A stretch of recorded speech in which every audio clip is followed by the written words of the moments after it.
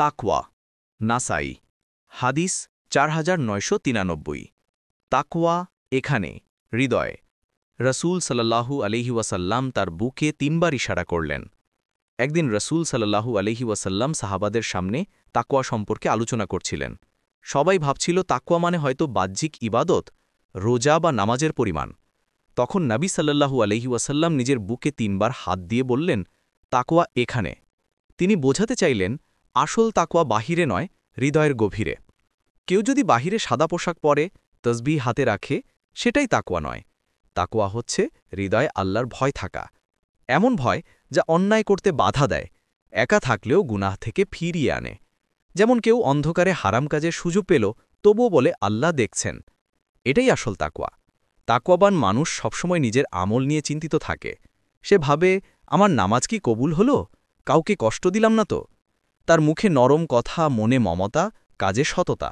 সে মানুষকে ঠকায় না, কারণ জানে আল্লাহ সব দেখছেন। তাকওয়া মানুষকে অহংকার থেকে মুক্ত রাখে। সে অন্যের দোষ না দেখে নিজের ত্রুটি দেখে। তাকওয়াবান ব্যক্তি 1 টাকাও হারাম খেতে ভয় পায় না। ব্যবসায় সততা রাখে, কর্মে দায়িত্ব পালন করে। তাকওয়া শুধু নামাজে নয়, জীবনের প্রতিটি ক্ষেত্রে প্রযোজ্য। বাড়িতে, বাজারে, অফিসে সবখানে তাকওয়া থাকতে হয়।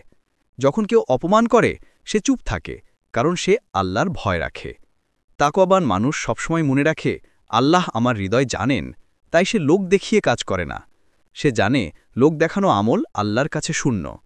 তাকওয়া মানুষকে বিনয়ী করে, অহংকার দূর করে। আল্লাহ তাআলা বলেন, আল্লাহ কেবল তাকওয়াবানদের কবুল করেন। তাই আসল মর্যাদা ধন সম্পদে নয়, তাকওয়ায়। রাসূল সাল্লাল্লাহু আলাইহি ওয়াসাল্লাম বলেছিলেন, সবচেয়ে সম্মানিত সে যে সবচেয়ে বেশি তাকওয়াবান। আজকের সমাজে বাহ্যিক ধর্মীয়তা অনেক, কিন্তু হৃদয়ের তাকওয়া কমে যাচ্ছে। তাই আমাদের দরকার অন্তরের পরিশুদ্ধতা, আল্লাহ ভীতি জাগানো।